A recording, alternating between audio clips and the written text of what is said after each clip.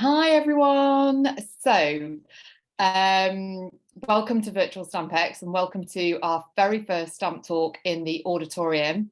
We are here with Paul Skinner. He is the lead creator of the Philatelic collections from the British Library, and he is going to present to us the British Library's Philatelic collections new acquisitions. So just a little bit of housekeeping. Please do pop any questions for Paul, who will be doing a little Q&A at the end of the presentation in the Q&A section at the bottom of the screen, and he will be answering those. You can also put them in chat. If you've got any questions, please don't hesitate to ask. Great, thank you, and over to you, Paul. Right, thank you, Isabel. Good morning, everybody. I'm just going to start off my presentation with a little bit of an introduction about the British Library, where it is, and some of the things that you might expect to see there if you came on a visit. So this imposing building is actually on Euston Road in North London, between King's Cross and Euston Underground stations. So it's very easy to find. And we have a dedicated philatelic exhibition area on the upper ground floor that is always open when the library is open. So you don't need to be a member of the library or anything. You can just walk in off the street and you can go and see the philatelic exhibitions at any time. And I would recommend that. So just to give you some idea, this is the library site from an aerial view. That's Euston Road there. That's the Grand Hotel for the what used to be the Northern Railway. And this is the St Pancras station down over here, and this is Olsen Street. So when you arrive at the library, when you come in, it's, as I said, it's not quite an imposing building from the outside, but when you come in, it's very welcoming, and people are very happy to help. And the first thing you'll see is the visitors reception area.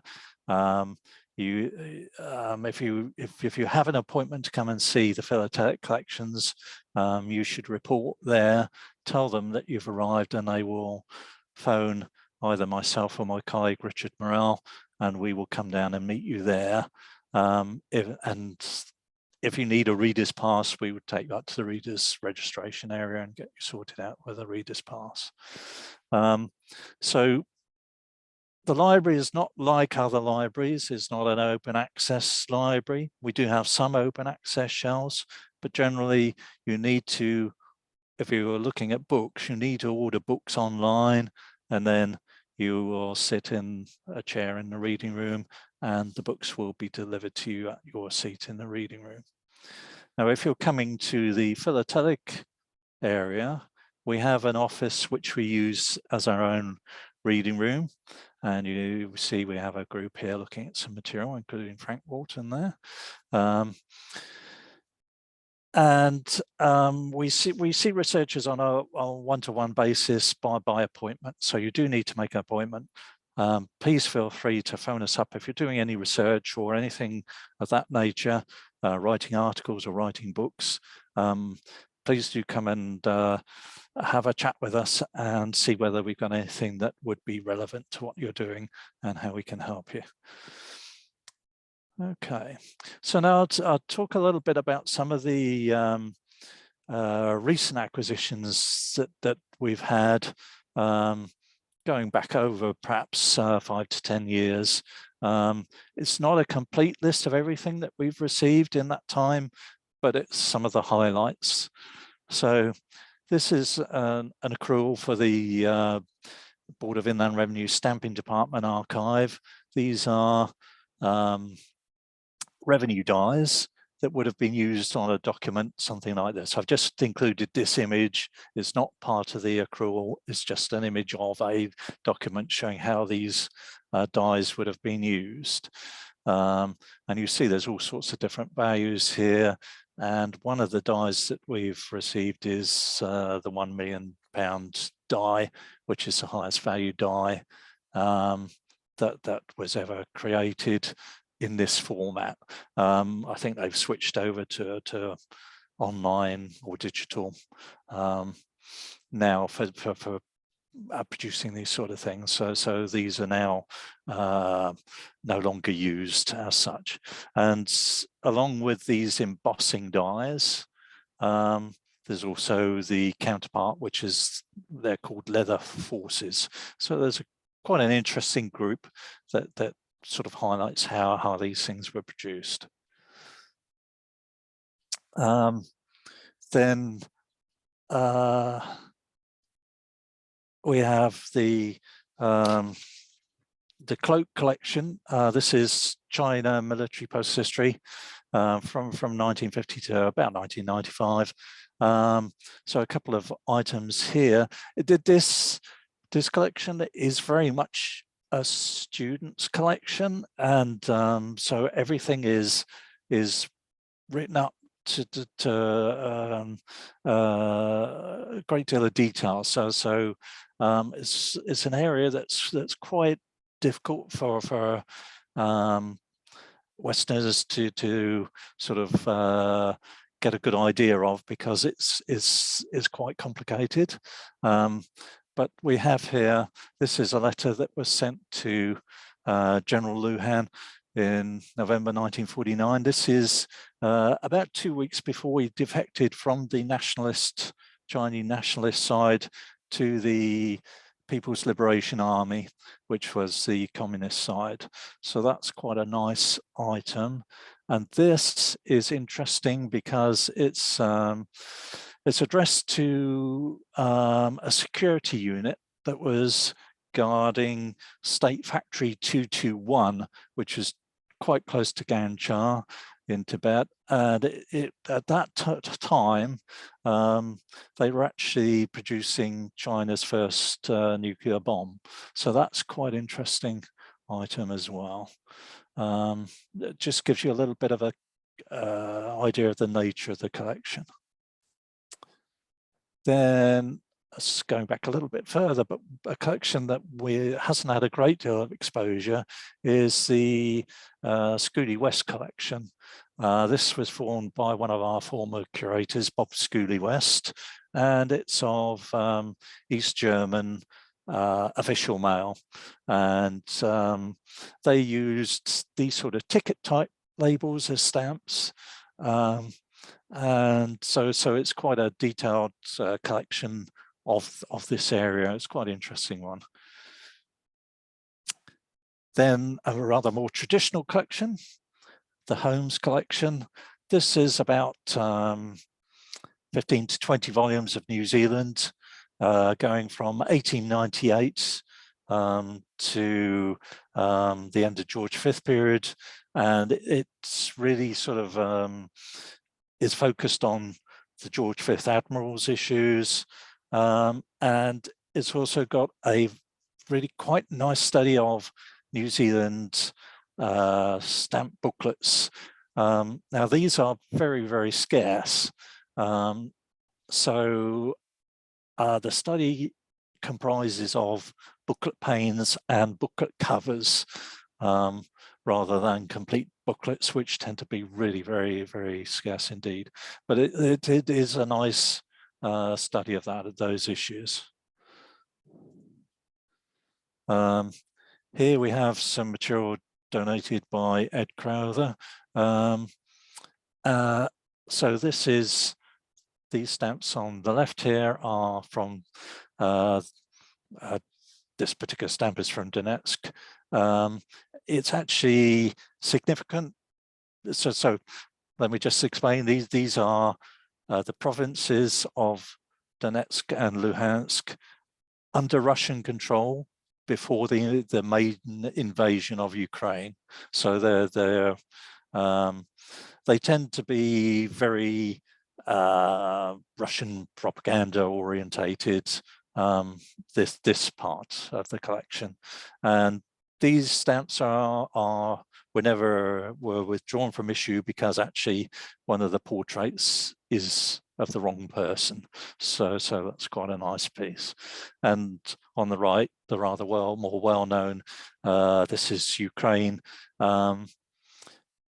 after commemorating the sinking of the Ochakov. So that's quite a famous stamp.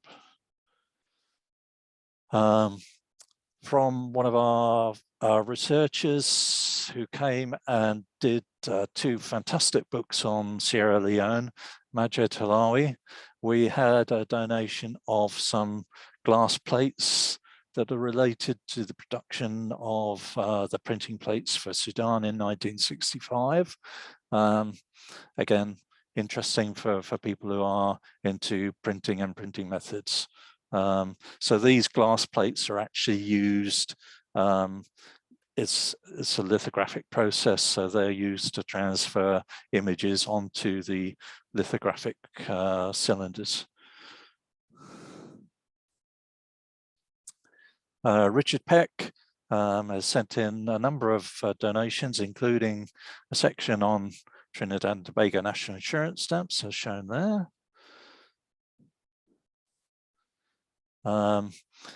We have received the archive of Jennifer Toombs. So there are a few examples of the materials that are included in the archive.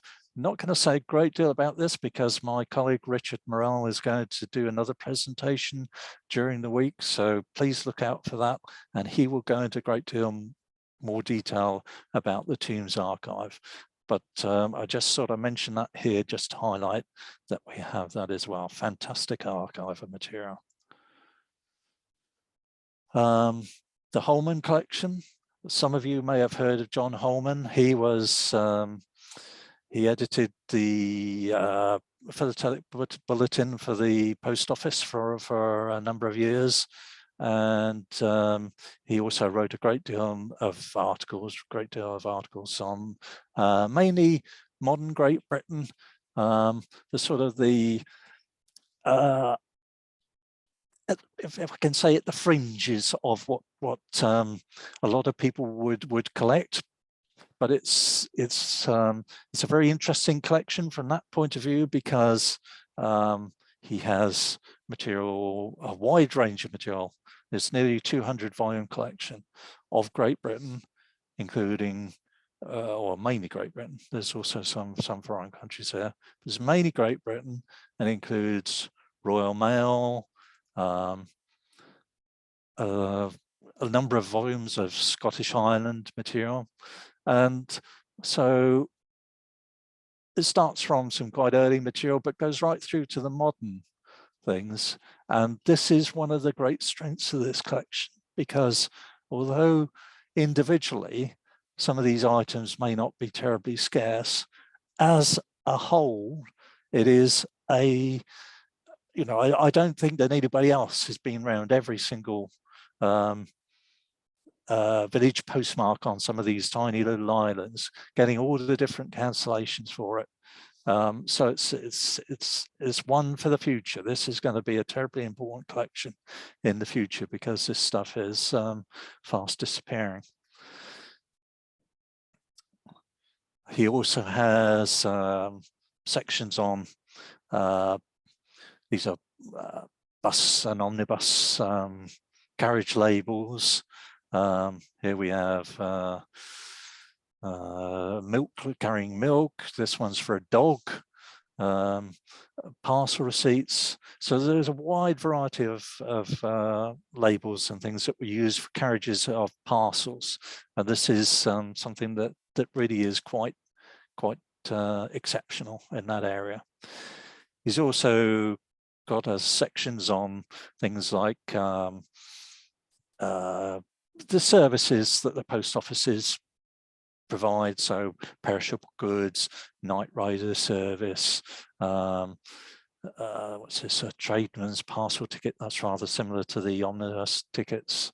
So again, another area that's a bit outside the normal, which makes this collection so very interesting. And now we come to what is a major acquisition for us, which is the collection formed by Charles Kiddle. Now, for those of you who know, that name will be very familiar because he was at the forefront of promoting and collecting of poster stamps, which they tend to go under several names. They can be called poster stamps because very often the designs are based on poster designs. Some people call them Cinderellas. So they are generally labels that fulfill a number of roles. In this instance, I've shown a couple of instances how these labels may have been used. So occasionally on envelopes like this, using poster labels on the front of envelopes was actually discouraged. You could put them on the reverse, but the post office didn't particularly like them on the front of the envelopes. So this is a bit of an exception. They were also used on invoices, letters, a whole range of documents. Here we have a poster stamp that's been used on a program for the Folie Bergère. And this is actually to seal the program so that people can't open it and flip through and then decide perhaps they don't want to buy it after all. So that's another unusual use for poster stamps. I forgot. So here we have an album that was prepared specifically for poster stamps. And if we come on again, we open it and we see here are the poster stamps inside. So it's laid out rather like Brooke Bond tea with the tea cards that come later on.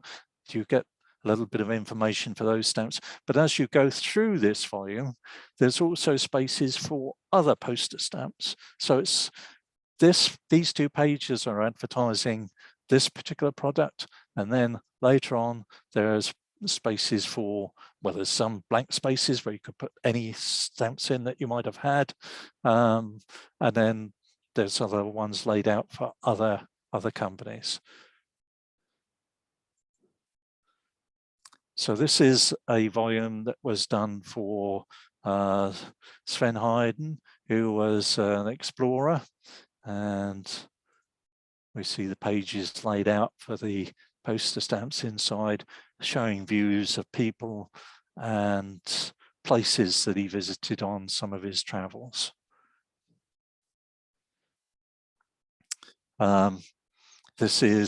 We've got here a Bradbury Wilkinson trade card with examples of some of their stamps that they've printed. These are postage stamps generally, apart from this one here. I think that's the only one. Oh, I think that might be a postage stamp as well, and possibly that one as well. This one, where's my cursor gone? Let's see how it gone. This one looks like a Thai revenue stamp. So there's a little bit of a mixture. There's a cathedral restoration fund. So there's a mixture of, so this would definitely be cast as a poster stamp. This and this and this. This would be a revenue stamp. All the rest, I think, are postage. But that shows the interaction between postage stamps and poster stamps. This is a trade card for Rembrandt Intaglio Printing Co. They were famous for being very early in intaglio printing. They never, as far as I'm aware, they never actually printed stamps, but you can see these look very much like stamp type designs. Here's a poster stamp that's actually based on the 1881 penny lilac of Great Britain. It's actually quite large. It's about, I guess, about 20 centimeters high. But what's interesting here is the actual level of engraving, the similarity between this poster stamp and the actual issued postage stamp. So this is something where they had to be very careful, because the post office would take a bit of a dim view of, they probably might even have said something about this to stop them producing it. So the poster stamps can look something like stamps, as we've seen, or they can look completely different like this. I mean, this is absolutely fantastic poster stamp for Mardi Gras. Fantastic image, that one, and a rarity as well. Here are some early examples. So with postage stamps, there are listings and books about different themes and categories, but there isn't catalogues in a similar way to postage stamps. So there is a catalogue called Suzanne and Roca, who did a catalogue in the beginning of the 20th century about exhibition poster stamps, but it's limited to exhibitions. It doesn't go further into the huge gamut of other postage stamp, other poster label stamps. This is possibly one of the exceptions in that it's because it's an early poster stamp. This actually is in the catalogue. It was a German issue in 1863. It shows Lassalle's and Sophie van Hatzfeld, who were both quite active in the socialist movement. Both knew Karl Marx, and this is some kind of promotional label for one of their political movements that they had at the time, which is 1863. In the catalogue, they say that there is, because it's quite an early catalogue, 1910 or 1913, that sort of period, they actually say for this particular stamp that there were less than 30 known at that time. So you can see over the, there's about 20 on here within the collection. So that gives an indication that it's likely that quite a few more have been discovered over the intervening period, but nevertheless these are rare and quite formidable group. Here we have another famous early poster stamp, which is, there's some debate about whether this is a poster stamp or whether it's a charity label, but these were prepared for to commemorate Garibaldi, as we see, and for the first issue of these labels, they all had this inscription on the back. So for the, it went through 26 different issues, 26,000 labels were eventually produced. Very few of them have the inscription on the reverse, and this particular example has the green above the red, which is extremely rare. Here's some example of the more normal one, red above the green. And most of these will probably have no inscription on the reverse. Here's some early examples. Again, this is from Stafford Smith. So that's a name that's well known to stamp collectors. He was a dealer, early dealer. He did all sorts of stamp packets, and he used to sell seals off the reverse of envelopes, and apparently all these wonderful things as well. So the great egg trick, the prismatic self-winding color top, all sorts of things like that. Marvelous encapsulation of life at the time is just some more examples of different postage stamps. So these are obviously of one series, one set in a sheet, and we know that certainly this stamp is a very popular one. I suspect that all of them are actually very popular with collectors, simply because of the content. This one particularly for cricket, that one probably for golf, etc., etc. So within the collection is arranged within a number of different themes. So we have them arranged by country, by designer, by theme. And here's an example of Ludwig Holman, who was a famous designer, famous German designer. A huge number of postage stamps are attributed to his design.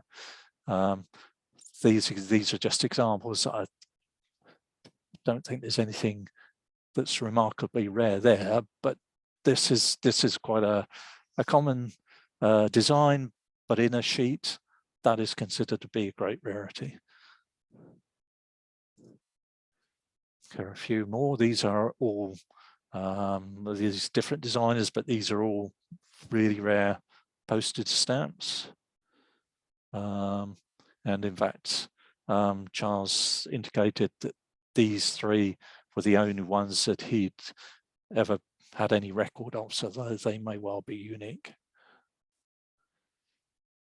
So famous designers, there's also famous artists. So Alphonse Mucha, well known for his Sarah Bernhardt posters, and also René Lalique, who was more well known for doing glass work.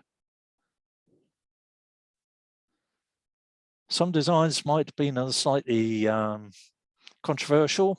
Well, they're certainly controversial now. These ones recommending radium face cream.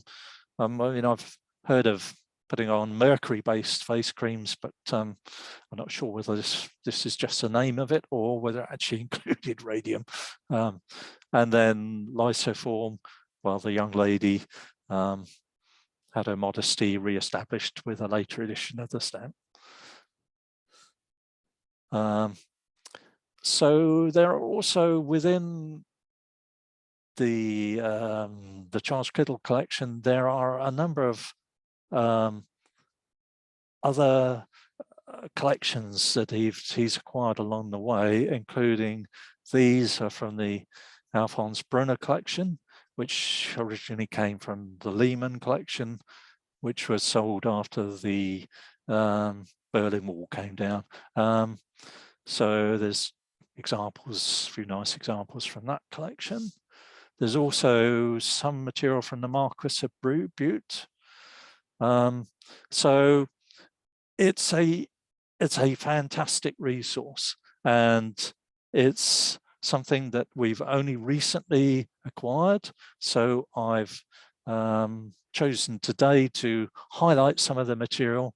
You will see a great deal more about this collection because we will be doing press releases and articles based on this collection for a long time into the future, I think, because it is a fantastic resource for social history. So there we are. Can we have any questions? Thank you so much, Paul. That was absolutely brilliant. Thank you everyone for watching as well. Would anyone like to put any questions into the Q&A? We've just got someone saying thank you so much, Paul. So great, nice. thank you.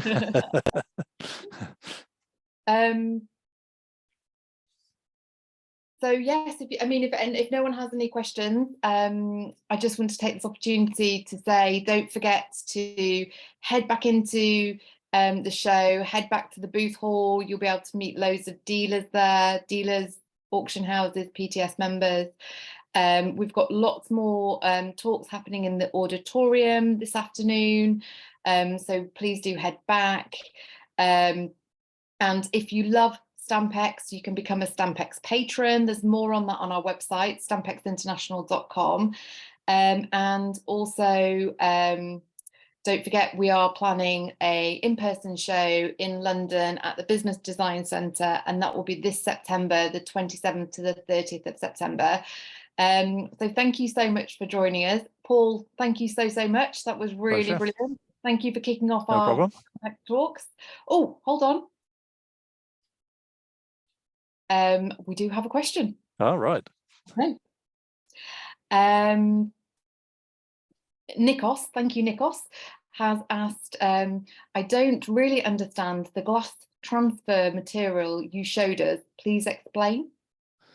Okay, so it's a way of transferring the design image to the lithographic cylinders that would have printed the stamps. So it's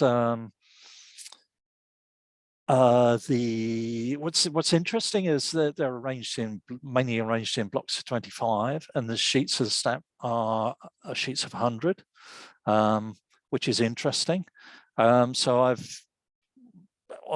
this is as a recent acquisition. As out of interest, I thought, okay, so if they're blocks of 25, that means that the design has been repeated 4 times on the lithographic cylinder to produce a sheet of 100, and so there may well be repeated design errors, as you find within lithography, earlier lithographic processes. But I found that's not the case, and so I'm slightly puzzled by them. Haven't quite got to the bottom of how they're done. The problem with modern philatelic printing is that there's very little information written about them, and so that's another part of the interest of this.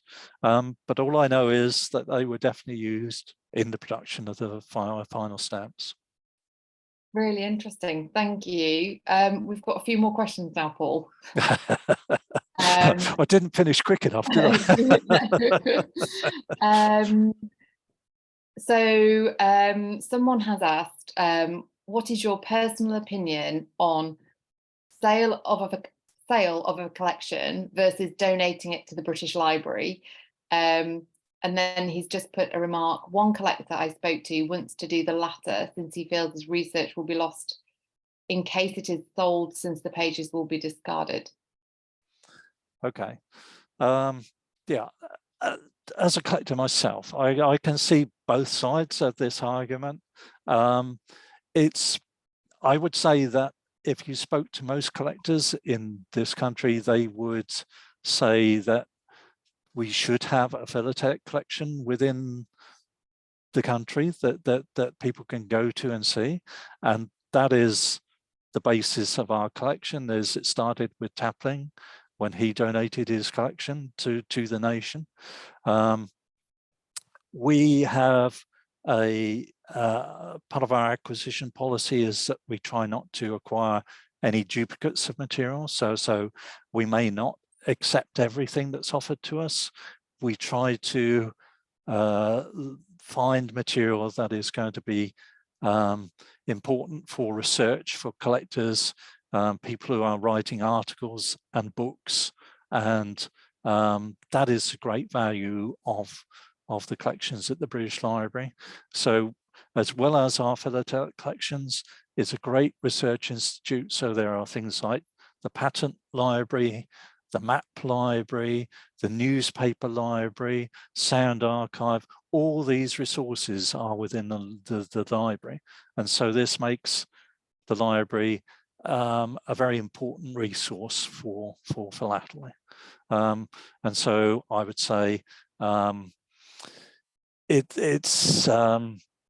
I think it's important that people feel that they have the choice whether they would like their collection to be saved for the nation in this way and for future research, or whether they want to sell it and distribute it to other collectors.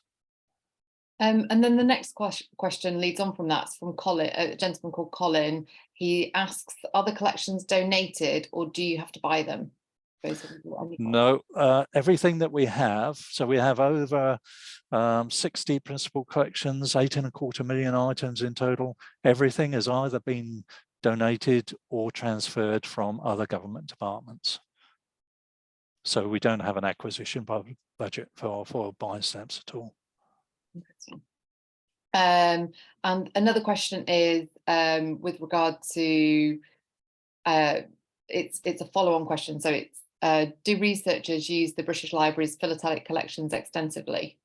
Yes, we see researchers on a regular basis, and hopefully they go on to write articles and books, and we always try to encourage people as much as possible in that respect. Brilliant. And that is everything. Thank you so much for everyone who asked questions. Thank you. Thank you. Thank you so much, Paul. That was really brilliant. Very happy to have you here this afternoon. Thank you. My pleasure. Thank you. Bye.